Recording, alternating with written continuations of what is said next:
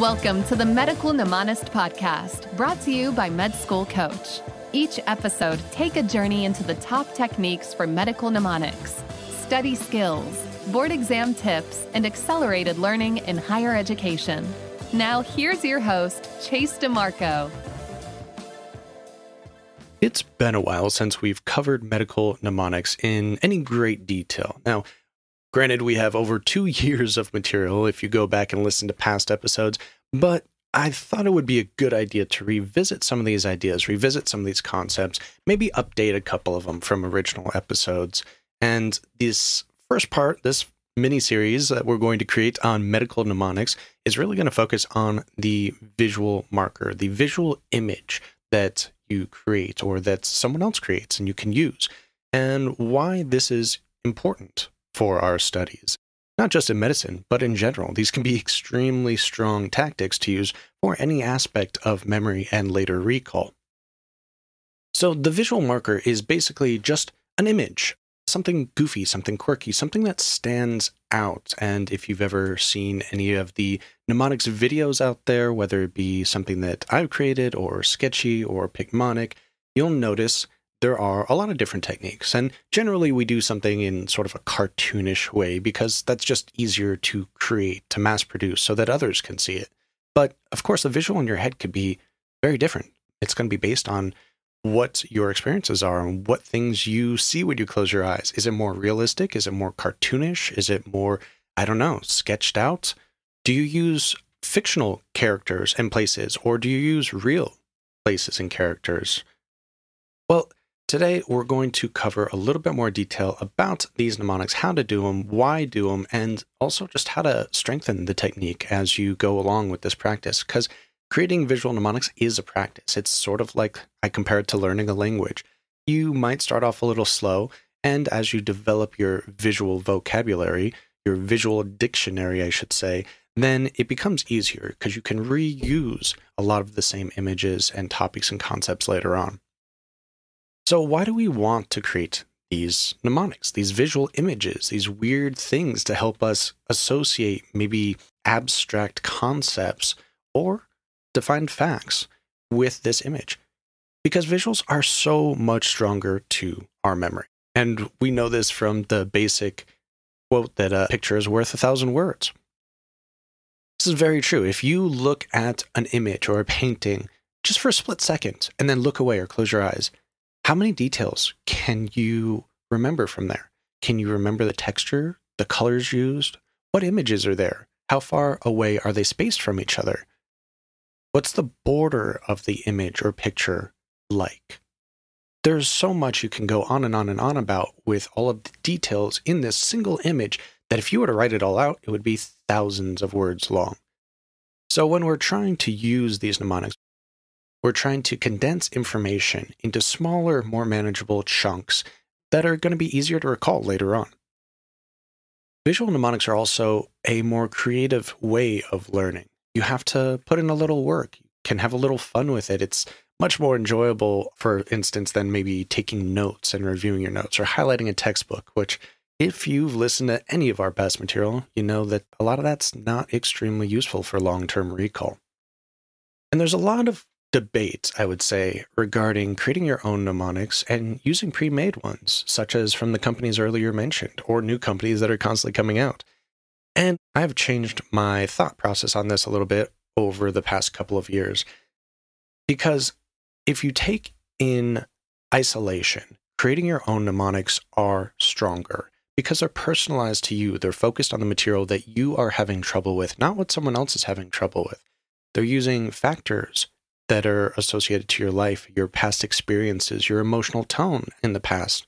And a lot of these can be missing from more generic, publicly available resources. But at the same time, it is a learning process to get good at creating mnemonics, and especially for certain topics and concepts. They might be difficult for you to create, and you just get burnt out and you end up not utilizing the technique. It's also very good to learn these techniques before you go to med school, even before pre-med if you have the opportunity to. The sooner the better. But if you're already in medical school, or even in residency or later, you can still utilize these techniques here and there. But we understand that the time constraints that we already have might make it a little less than ideal for some students, in which case pre-made is very efficient. It's very time efficient because it's already made for you, so you don't need to put a lot of effort into it. That means that they're probably not going to last as strongly over time, but they'll get the job done pretty well. However, even if you're using pre-made mnemonics, pre-made visual aids, they may not cover everything in the depth that you need or to the extent that you want it to be for this topic or that topic, especially something that you're having a lot of trouble with. So in this case, at the very least, you're probably going to want to create your own visual markers. And there are a couple of different ways to do this. So in general, if you hear a word or a concept, what comes to mind? Whatever that first thing is that comes to mind is likely to be one of your stronger visual associations to it. If you hear phlebotomist, you might think needle. If you hear lab, you might think of a lab coat or maybe a microscope. Whatever the concept is, whatever visual pops in your mind first, try to use that first. But what really makes it stand out is that you can add characteristics to it. You can make these mnemonics, whether it be an inanimate object or a person, a character, someone in your life, friend or family, character from your favorite TV show, maybe an animal, it doesn't really matter. But you can add other characteristics. You can make it look quirky or goofy. You can personify inanimate objects. You can add violence or sexual appeal to it, which you might think, I don't want to do that, but it's going to stand out stronger in your memory quite often. And either way, you're making it very personal to you, the way that your brain has been shaped by your past experiences, which is going to lead to a stronger connection to that material later on when you try to recall it. Now, there are a couple of things to caution against or for here, and one of those are just some of the pros and cons of using different types of characters in your mnemonics. In particular, family members are tricky because they're, for most of us, people that we see the most frequently, and they're going to be a strong connection in our minds, both visually and emotionally. But as you'll see with some of the later episodes in this miniseries, there might be situations where you put a friend, family member, or loved one in a scenario that you really don't want to see them in, especially if it's a violent or sexual scenario. But it's also okay to use TV characters and cartoons and video game characters and anything else that really stands out to you, because those are going to already be familiar with you. They've already formed links in your mind that you can now attach these new concepts to. So if this is your first foray into medical mnemonics and into creating your own visual markers, let's take a step back. You can always refer to past episodes for more details and expert interviews that go into a lot more of the tactics and skills building and advanced techniques. And we'll cover some of those in the future episodes in this miniseries as well. But let's give you a little bit of homework today. Let's make this a little enjoyable and interactive. Because when you first hear these techniques, you might really struggle to just get started. And I think an easy way to do this is just to create a couple of lists off the top of your head. And that'll start to stimulate the cognitive juices, so to speak, and get you in the right mindset so that with the future episodes, you'll be able to utilize this basic creative thinking process and implement the skills later on. So I want you to make 2 lists.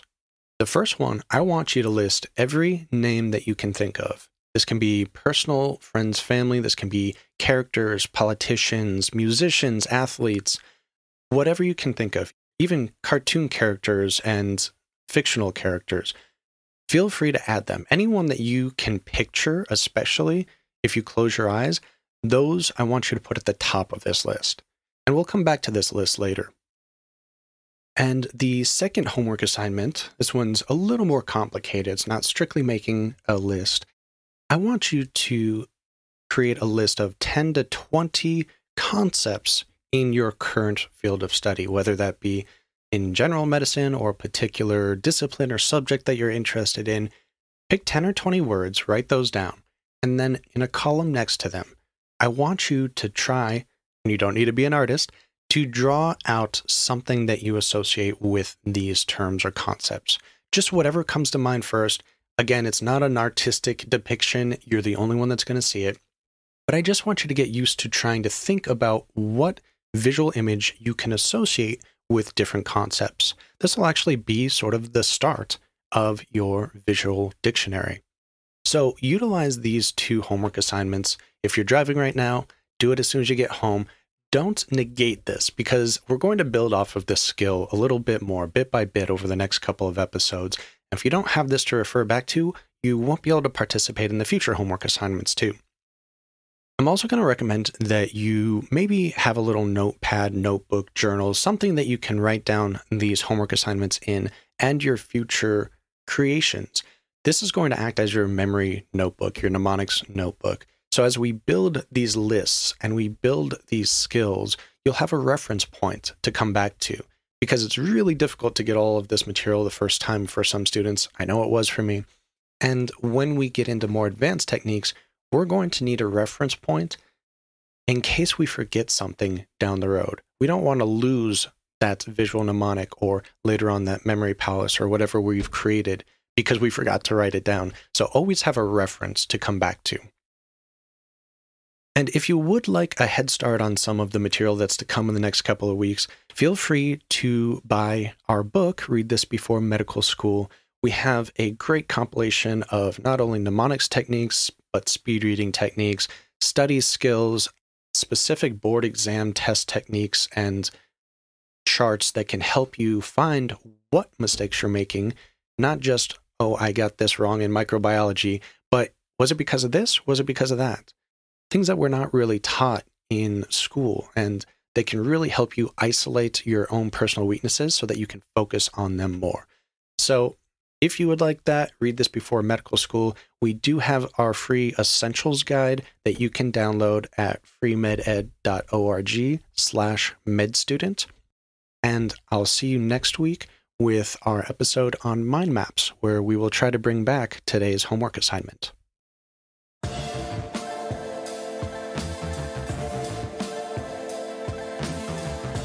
The Medical Mnemonist podcast is powered by Med School Coach. To access Med School Coach services, including USMLE tutoring and residency admissions advising, visit our website at medschoolcoach.com.